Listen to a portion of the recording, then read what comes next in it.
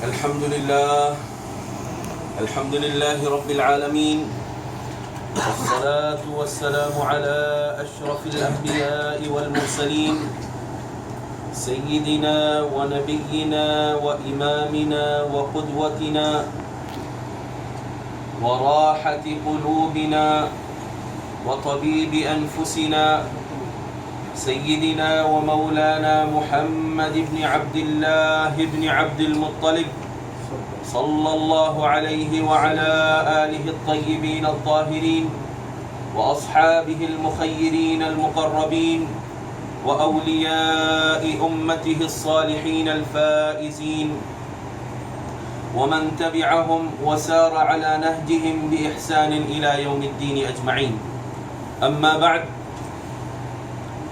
فيقول الله جل وعلا في كتابه العزيز: فأعوذ بالله من الشيطان الرجيم، بسم الله الرحمن الرحيم، قل بفضل الله وبرحمته فبذلك فليفرحوا هو خير مما يجمعون.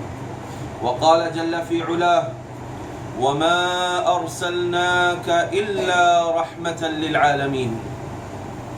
وقال عز من قائل: يا أيها النبي إنا أرسلناك شاهدا ومبشرا ونذيرا وداعيا إلى الله بإذنه وسراجا منيرا.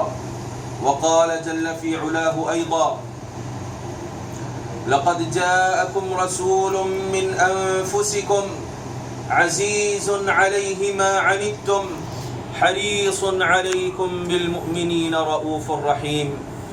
صدق الله مولانا العظيم وبلغنا رسوله النبي الكريم، ونحن على ذلك لمن الشاهدين والشاكرين، والحمد لله رب العالمين. يقول العباس عم النبي صلى الله عليه وآله وسلم: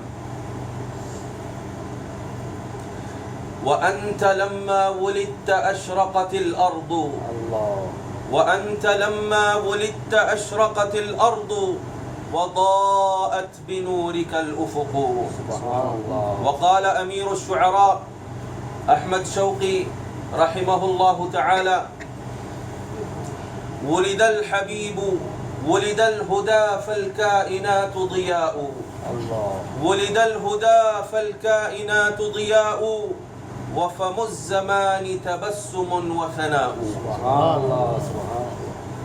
بلغ العلا بكماله كشف الدجى بجماله حسنت جميع خصاله صلوا عليه وآله. اللهم صل على سيدنا محمد وعلى آل سيدنا محمد على قدر حسنه وجماله. اللهم صل وسلم عليه وعلى آله على قدر فضله وكماله. اللهم صل وسلم عليه وعلى آله حق قدره ومقداره.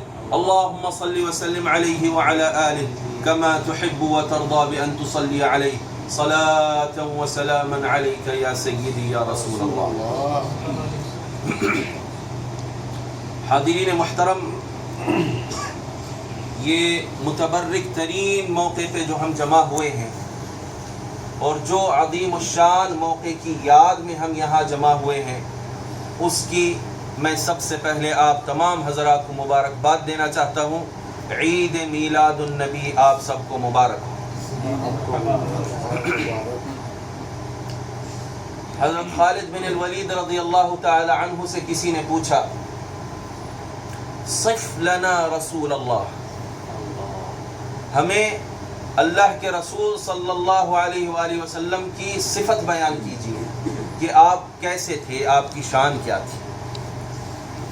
تو آپ نے فرمایا کہ اے سوال کرنے والے، اگر تو تفصیل سے بیان کرنے کو کہتا ہے تو میں یہ نہیں کروں گا. تو اس نے کہا کہ اجمالاً ہی بیان کر دیجیے. تو آپ رضی اللہ تعالی عنہ نے فرمایا: ہوا رسول اللہ. مختصر چاہتے ہو تو وہ اللہ کے رسول ہے. والرسول علی قدر المرسل، اور رسول کی قدر اپنے مرسل کے لحاظ سے ہوتی ہے. اگر بھیجنے والا معمولی ہو تو جس کو بھیج رہا ہے وہ بھی معمولی ہو جاتا ہے. اگر کوئی بھیجنے والا بادشاہ ہو تو بھیجنے والے کی قدر بھی بادشاہ کے لحاظ سے ہوتی ہے، اور اگر بھیجنے والا اللہ ہو تو جو بھیجا جا رہا ہے اس کی قدر اللہ کے لحاظ سے ہوتی ہے۔ تو مختصر جملوں میں آپ رضی اللہ تعالی عنہ بڑی خوبی سے آپ صلی اللہ علیہ وآلہ وسلم کا مقام اور آپ کی شان و عظمت کو بیان فرمائیں۔ رحمت للعالمین صلی اللہ علیہ وآلہ وسلم پوری کائنات کی سب سے اہم ترین شخصیت ہے، پوری کائنات کی سب سے اہم ترین شخصیت ہے۔ جب یہ شخصیت اور یہ ذات سب سے اہم ترین ہے تو آپ صلی اللہ علیہ وآلہ وسلم کی زندگی سے تعلق رکھنے والی ہر ایک چیز اور ہر ایک موڑ، ہر ایک واقعہ سب سے اہم ترین ہے۔ یہی وجہ تھی کہ آپ صلی اللہ علیہ وآلہ وسلم سے تعلق رکھنے والی جو بھی چیز ہوتی، جو بھی واقعہ ہوتا، تو آپ کے زمانے کے جو لوگ تھے وہ اس کا ایک خصوصیت کے ساتھ اہتمام فرماتے تھے۔ ترمذی شریف میں آتا ہے سند صحیح کے ساتھ کہ اللہ کے رسول صلی اللہ علیہ وآلہ وسلم کسی جنگ کے لیے مدینہ طیبہ سے باہر تشریف لے گئے، تو جب آپ کی واپسی وہاں سے ہوئی تو ایک سیاہ رنگ کی باندی یا ایک سیاہ رنگ کی چھوٹی بچی آپ صلی اللہ علیہ وآلہ وسلم کے سامنے آ گئی۔ سرکار جنگ سے واپس تشریف لائے، مدینہ طیبہ میں داخل ہوئے، یہ مدینے کی بچی جو سیاہ رنگ کی تھی، راوی کہتے ہیں کہ وہ سیاہ رنگ کی تھی، کالے رنگ کی تھی، وہ سامنے آ گئی اور بارگاہ نبوت میں عرض کی، یا رسول اللہ، میں نے یہ منت مانگی تھی کہ اگر اللہ رب العزت نے آپ کو صحیح سلامت جنگ سے واپس لے آئے تو میں آپ کے سامنے دف بجاؤں گی اور آپ کی آنے کی اور آپ کی سلامتی کی خوشی میں گانا گاؤں گی۔ سبحان اللہ، سبحان اللہ۔ تو آپ صلی اللہ علیہ وآلہ وسلم اب اس کے جواب میں کیا فرمائے؟ کیا آپ نے فرمایا کہ یہ کیا تم حرام بات کر رہی ہو؟ کیا آپ نے فرمایا کہ یہ کس طرح کہ تم بےہودہ بات کر رہی ہو؟ نبی اللہ کے سامنے محرم چیزوں کی بات کرتی ہو، حرام چیزوں کی بات کرتی ہو؟ نہیں، آپ صلی اللہ علیہ وآلہ وسلم نے جواب میں فرمایا، ان کنتی نذرتی فاضربی، اگر تو نے منت مانگی تھی اس بات کی تو ضرور بجا، میرے سامنے دف بھی بجا اور میری خوشی میں گانا بھی گا۔ ان کنتی نذرتی فاضربی وَإِلَّا فَلَا، اگر منت نہیں مانگی تھی تو پھر اس کو جو ہے نہ بجا، کیونکہ اس نے شرط لگا دی تھی کہ میں نے منت مانگی ہے۔ اگر وہ منت مانگی نہ ہوتی اور کہتی کہ میں نے منت مانگی ہے تو پھر ایسی صورت میں بجانا غلط ہو جاتا۔ اس لیے سرکار نے فرمایا اگر تو نے منت مانگی ہے تو ضرور دف بھی بجا اور گانا بھی گا، میرے گن گا۔ اب یہ تو ممکن نہیں ہے، کوئی تصور بھی نہیں کر سکتا کہ کوئی لغو قسم کا کوئی گانا گایا جاتا تھا حضور کی بارگاہ میں، ایسا تو ممکن نہیں ہے۔ اس میں اللہ رب العزت کا شکر ادا کیا جاتا تھا، اس میں سرکار کی تعریف اور ثنا بیان کی جاتی تھی، اور اس میں جو ہے اس قسم کے اچھے الفاظ بیان کیے جاتے تھے۔ تو اس قسم کا اگر بےہودگی سے خالی ہو تو ایسا گانا مصطفیٰ صلی اللہ علیہ وآلہ وسلم کے اقرار سے سنت ثابت ہو۔ تو مصطفیٰ کے گن گانے میں اور مصطفیٰ صلی اللہ علیہ وآلہ وسلم کی خوشی میں گانا اور دف بجانا، دف کیا ہے؟ آلہ موسیقی ہے نا، موسیقی کی کوئی آلے کو بجانا، اور حضور صلی اللہ علیہ وآلہ وسلم کی تعریف میں گانا، اب وہ یا تو حمد اور ثنا اور تعریف اور نعت کی شکل میں ہوگا یا پھر غزل ہوگی، جس طرح آپ لوگ سنتے ہیں ہمیشہ کہ کبھی غزل گائی جاتی ہے اہل تصوف کے پاس اور پھر اس میں اللہ اس کا رسول مراد لیتے ہیں.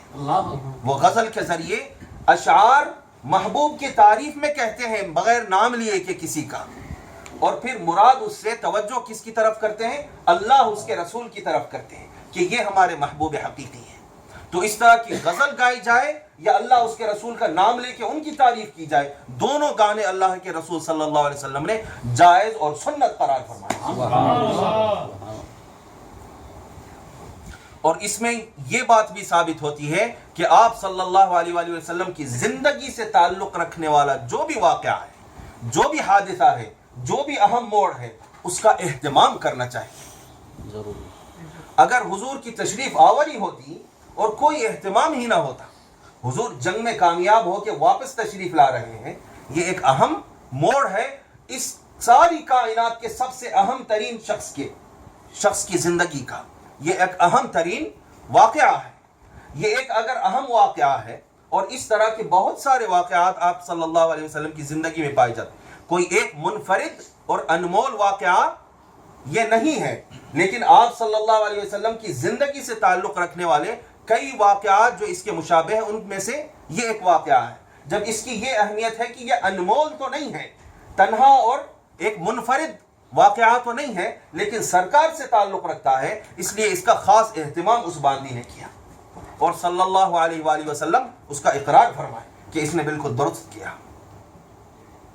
تو یہ اگر اس طرح کے کئی واقعات جو سرکار کی زندگی میں ہوئے ہیں, اس طرح کے ایک واقعے کو بھی صلی اللہ علیہ وآلہ وسلم اہتمام کرنے کی ترغیب دلا رہے ہیں, اور ترغیب دلا کے ساتھ میں جو ہے اقرار کر رہے ہیں کہ اس طرح تم اہتمام کیا کرو, تو حضور صلی اللہ علیہ وآلہ وسلم کا وہ واحد واقعہ جو سب سے اہم ترین واقعہ ہے, جو حضور صلی اللہ علیہ وسلم کی میلاد کا ہے, جو دوبارہ کبھی نہیں ہوا. جنگیں تو کئی بار ہوئی, مصطفیٰ جیتتے رہے آتے رہے, جیتتے رہے آتے رہے, یہ تو کئی مرتبہ ہوتے رہے, یہ تو آپ صلی اللہ علیہ وسلم کی زندگی کا معمول تھا.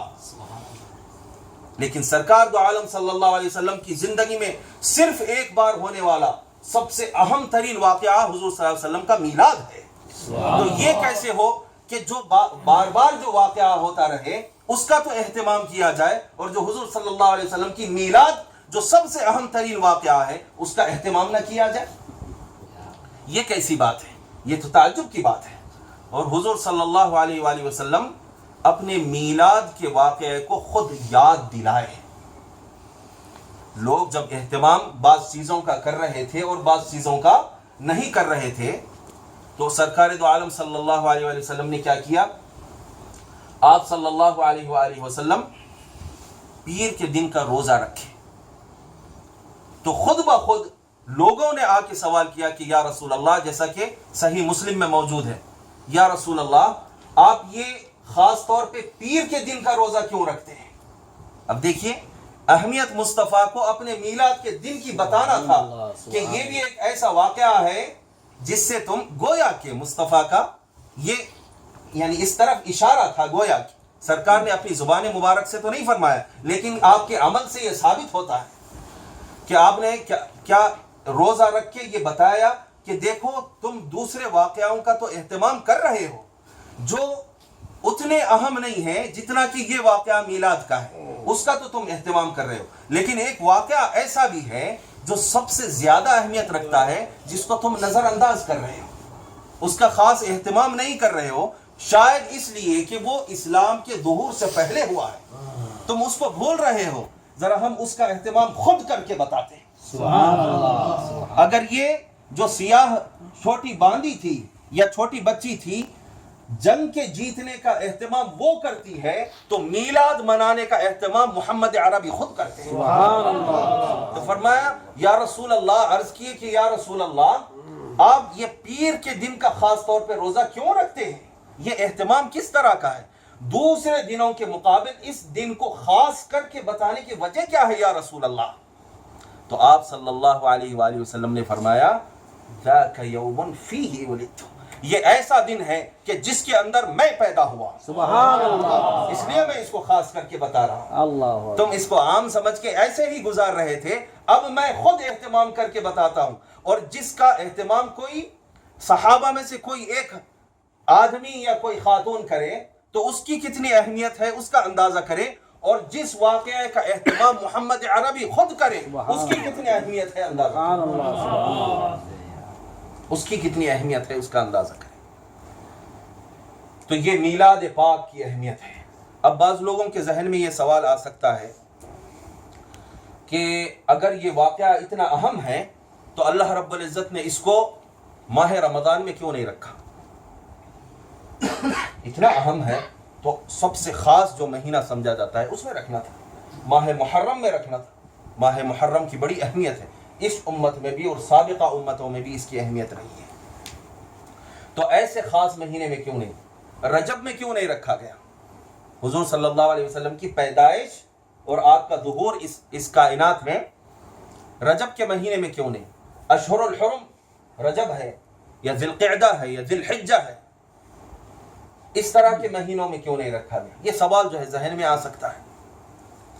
तो इसका जवाब ये है कि अगर अल्लाह रब्बुल इज़्ज़त हुज़ूर सल्लल्लाहु अलैहि वसल्लम की पैदाइश रमज़ान में रखता तो लोग ये कहते कि हुज़ूर सल्लल्लाहु अलैहि वसल्लम की पैदाइश की ये शान है कि वो रमज़ान में हुई है, रमज़ान के वजह से मुस्तफ़ा की पैदाइश को अहमियत देते और मुस्तफ़ा के दिन पैदाइश के दिन को अहम और फजीलत वाला इसलिए समझते क्योंकि वो रमज़ान में हुआ है। रमज़ान का गोया के हुज़ूर सल्लल्लाहु अलैहि वसल्लम की शान को बढ़ाने में हाथ होता। सुभान अल्लाह। अगर मुहर्रम में होता तो मुहर्रम हुर्मत वाला महीना है अल्लाह रब्बुल इज़्ज़त के पास, अगर उसमें पैदाइश होती तो लोग कहते कि हुजूर की मीलाद की अहमियत देखो कि मुहर्रम में पैदा हो। तो हुजूर सल्लल्लाहु अलैहि वसल्लम ऐसा लगता कि मुहर्रम की वजह से हुजूर सल्लल्लाहु अलैहि वसल्लम की मीलाद की शान बड़ी है।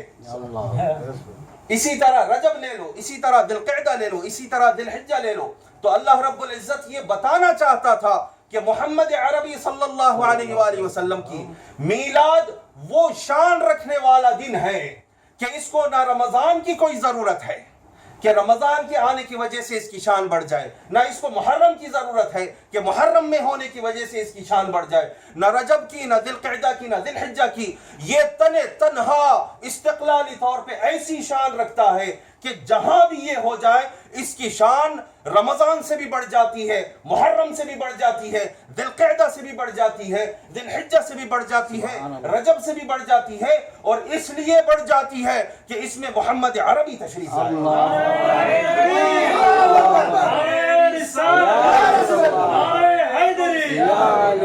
अरे जिसको शान मोहम्मद अरबी दे फिर उसके बाद किसी महीने, किसी दिन और किसी ज़माने की ज़रूरत बाकी है नहीं है। मोहम्मद अरबी इसको शान दिए हैं।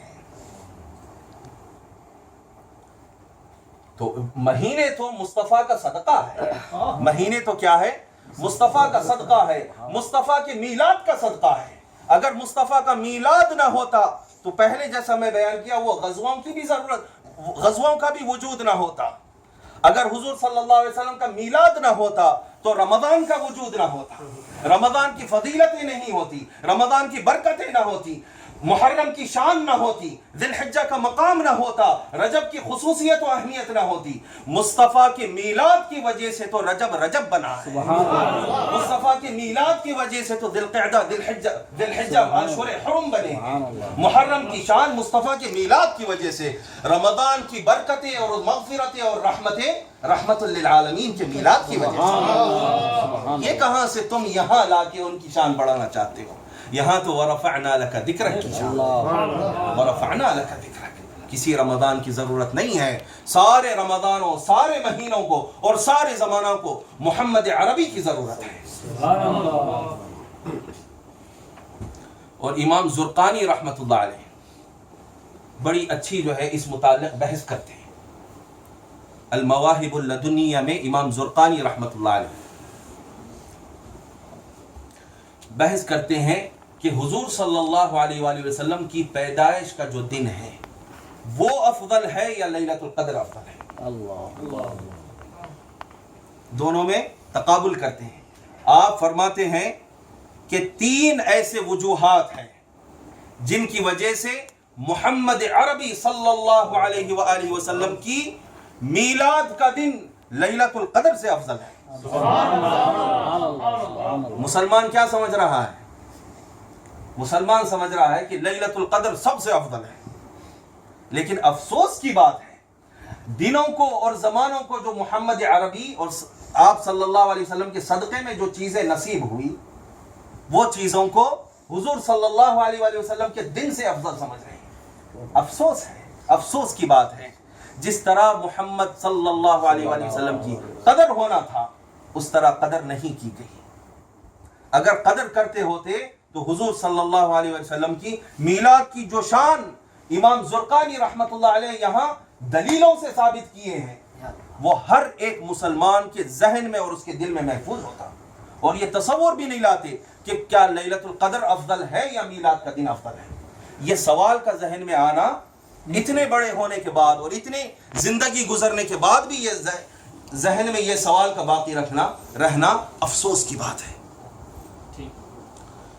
آپ نے فرمایا 3 وجوہات ہے، 3 وجوہات کی بنا پر لیلۃ القدر لیلۃ الولادہ سے افضل ہے۔ آپ نے فرمایا ایک تو لیلۃ القدر میں نزول ملائکہ ہوا، اللہ لیلۃ القدر میں نزول ملائکہ، لیلۃ القدر کو شرف اور خصوصیت کیوں حاصل ہے کہ اس کے اندر فرشتے نازل ہوئے، اور آپ نے فرمایا لیلۃ المولد میں محمد عربی کا ظہور۔ اب تم کس کو افضل سمجھتے ہو؟ اس میں نزول ملائکہ ہوا، اس میں حضور صلی اللہ علیہ وآلہ وسلم کا ظہور ہوا، اس لیے لیلۃ الولادہ افضل ہے۔ اور دوسری بات آپ نے فرمائی کہ لیلۃ القدر اپنی جتنی شان ہے، اپنے جتنے فضائل ہے، اپنی جتنی برکات ہے، جتنی اس کے اندر مغفرتیں ہیں اور خیرات ہیں، وہ سارا کچھ لے کے یہ حضور صلی اللہ علیہ وآلہ وسلم اور آپ کی امت کو دی ہوئی ایک نعمت ہے۔ بے شمار جو نعمتیں ہیں، ہزاروں لاکھوں جو نعمتیں اس امت کو اس نبی مکرم صلی اللہ علیہ وآلہ وسلم کے واسطے سے ملی ہے، ان نعمتوں میں سے یہ ایک نعمت ہے۔ اور حضور صلی اللہ علیہ وآلہ وسلم آپ کا ظہور یہ ساری نعمتوں کا منبع اور مجمع ہے، اور اس کی اصل اور ابتدا ہے کہ ساری نعمتیں اگر ملی ہیں تو اسی کی وجہ سے ملی، اسی میلاد کی وجہ سے ملی ہے۔ تو وہ ساری نعمتوں کو اگر ایک جگہ جمع کیا جائے تب بھی میلاد ان پہ بھاری ہے۔ تم ایک نعمت کو لا کے میلاد کا مقابلہ کرتے ہو، لیلۃ القدر ایک نعمت ہے، اس کو لا کے میلاد کا مقابلہ کرتے ہو۔ ساری نعمتوں کو بھی اگر جمع کر کے لا لے جو اللہ کی طرف سے ملی ہیں، سارے فضل کو بھی جمع کر کے اگر لا لے تو میلاد کے برابر نہیں ہو سکتی، کیونکہ وہ سارا کچھ محمد عربی کے میلاد کا صدقہ ہے۔ پھر تیسری بات آپ نے فرمایا کہ لیلۃ القدر کی جو خصوصیت ہے اور فضیلت ہے، یہ فضیلت اور خصوصیت صرف مؤمنین کے لیے ہے، سابقہ امتوں کے لیے کچھ نہیں ہے۔ جو مؤمن ہے، جو غیر مؤمن ہے، ان کے لیے اس کی کوئی خصوصیت نہیں۔ اس امت میں بھی جو اسلام قبول نہیں کیے ان کے لیے اس کے اندر کوئی فضیلت اور کوئی شان اور کوئی خصوصیت نہیں ہے۔ یہ صرف اور صرف خاص اگر ہے تو مسلمین اور مؤمنین کے لیے خصوصی فضیلت ہے، جبکہ سرکار دو عالم صلی اللہ علیہ وآلہ وسلم کی تشریف آوری اس ساری امت کو، گزشتہ جتنی امتیں تھیں اور چھپی ہوئی جتنی امتیں ہیں جو آنکھوں سے اوجھل ہے، ان سب پر افضل بنا دیتی ہے۔ حضور کی آمد اور حضور کا میلاد یہ ان کو کیا کرتی ہے؟ سب سے افضل ترین امت بنا دیتی ہے۔ اور یہ لیلۃ القدر کیا ہے؟ اس امت کو ایک قسم کی جو فضیلت ملی ہے وہ فضیلت ہے، اور سرکار کی آمد کیا ہے؟ حضور صلی اللہ علیہ وسلم کی آمد اس امت کو ساری امت سے افضل بنانے والی نعمت ہے۔ تو ان 3 وجوہات کی بنا پہ آپ فرماتے ہیں کہ آپ صلی اللہ علیہ وآلہ وسلم کی ولادت کا دن لیلۃ القدر سے افضل ہے۔ اب ایک بات جو ہے بہت اہم جو میں یہاں بیان کرنا چاہتا ہوں اور اس پر جو ہے اپنی گفتگو کو ختم کروں گا کہ افراد اور تفریط جو ہوتی ہے دونوں بھی معیوب ہے۔ افراد اور تفریط، نہ غلو ہونا نہ کمی ہونا، یہ دونوں قسم کی جو چیز ہے یہ حضور صلی اللہ علیہ وآلہ وسلم کو پسند نہیں تھی، اس لیے آپ کی شریعت کے متعلق کیا آیا ہے اور آپ کی امت کے متعلق سب سے پہلے کیا آیا ہے؟ وَكَذَلِكَ جَعَلْنَاكُمْ أُمَّةً وَسَطًا، درمیانی امت ہم نے بنایا. حالانکہ آئے سب سے آخر میں، تو پہلے یا بعد میں آنے کے متعلق بات نہیں ہو رہی کہ سب سے زیادہ اعتدال ان کے اندر ہے.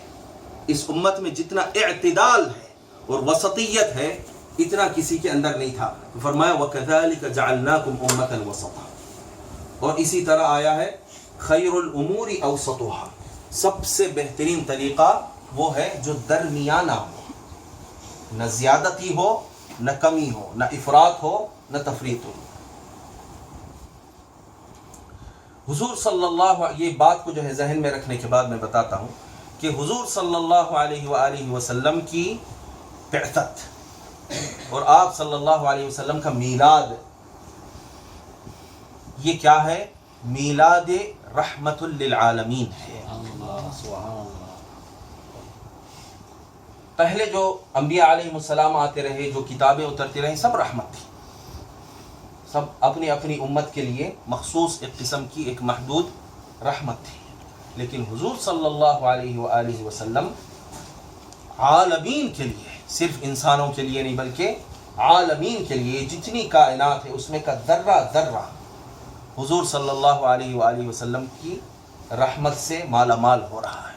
اور ان سب کے لیے مصطفیٰ کریم صلی اللہ علیہ وآلہ وسلم اور آپ کا میلاد کیا ہے؟ رحمت ہے. تو ہماری طرف سے جب افراط ہوتا ہے تو اس میں کیا ہو جاتا ہے؟ میلاد کا دن رحمت جا کے نقمت بننے لگتا ہے. کسی کے لیے کیا ہو جاتا ہے؟ باعث نقمت ہو جاتا ہے. اور اسی طرح جفا کرنے سے اور کمی کرنے کی وجہ سے، تفریط کرنے کی وجہ سے حضور صلی اللہ علیہ وسلم کی میلاد کا دن کیا ہو جاتا ہے؟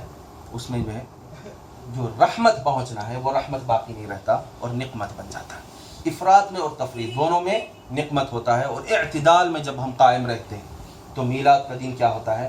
رحمت رہتا ہے. حضور صلی اللہ علیہ وسلم کی میلاد کا دن اتنی رحمت ہے، اتنی رحمت ہے کہ کائنات کا ذرہ ذرہ، یہاں تک کہ کفار حضور صلی اللہ علیہ وآلہ وسلم کی میلاد کی رحمت سے آج تک مالا مال ہو رہے ہیں اور نعمت کو پا رہے ہیں، حضور کی رحمت سے مستفید ہو رہے ہیں اور فائدہ پا رہے ہیں. ہم کیا کر رہے ہیں کہ کلمہ گو جو لوگ ہیں ان کو بھی اس رحمت سے محروم سمجھ رہے ہیں اپنی کوتاہ نظری کی وجہ سے. اور حضور صلی اللہ علیہ وآلہ وسلم کی رحمت کے جو حد ہے وہ حدوں کو اپنے نظر سے دیکھ کے محدود سمجھ کے یہ سمجھ رہے ہیں کہ دوسرے جو لوگ ہیں کلمہ گو، کافر تو کافر ہے، تو کلمہ گو جو ہے وہ بھی حضور صلی اللہ علیہ وآلہ وسلم کی رحمتوں سے محروم ہے سمجھ رہے ہیں. جبکہ حضور کی میلاد کی رحمت ایسی ہے کہ ابو لہب جیسا کافر اور دشمن رسول،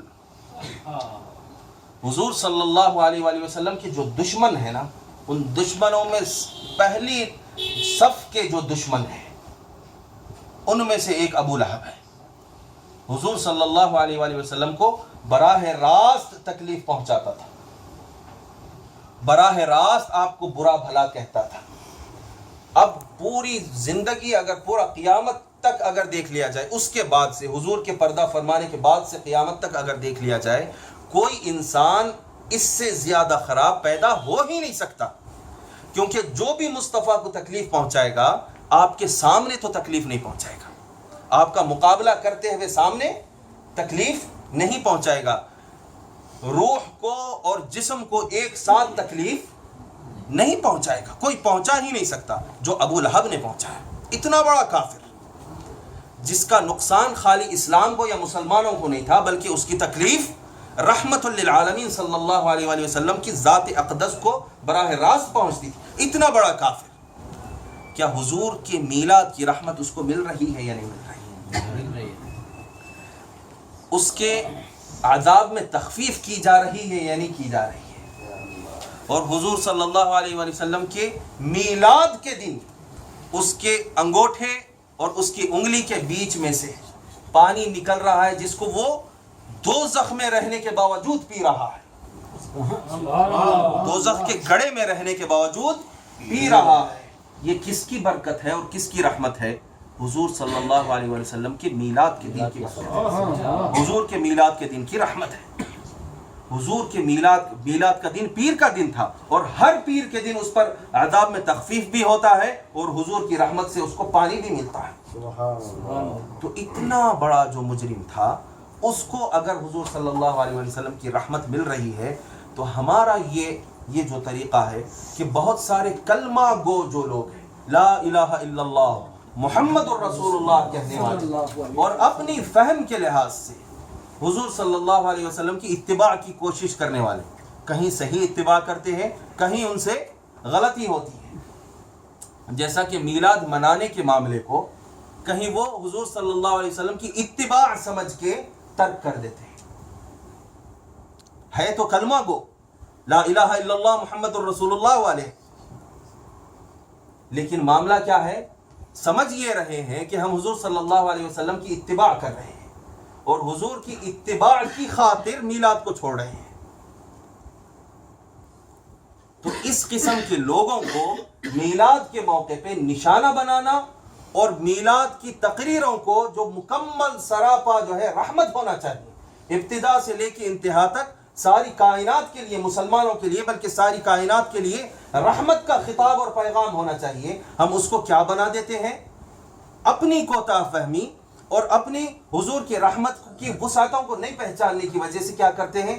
ان کو گالیاں دیتے ہیں، ان کو شیطان سے اور ابلیس سے تشبیہ دیتے ہیں اور ان کو برا بھلا کہتے ہیں، جبکہ اور ان سے نفرت کو بڑھاتے ہیں، ان سے لا الہ الا اللہ محمد الرسول اللہ والوں سے نفرت کو بڑھانے والی بات کرتے ہیں.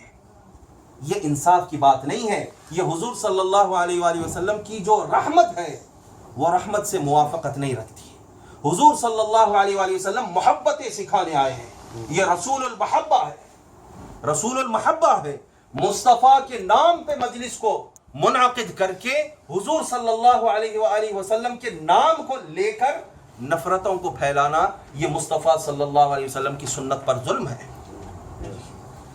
اس کے ذریعے، میلاد کے ذریعے محبتوں کو بڑھاؤ، نفرتوں کو ختم کرو، تعلقات کو مسلمانوں کے آپس میں مضبوط کرو.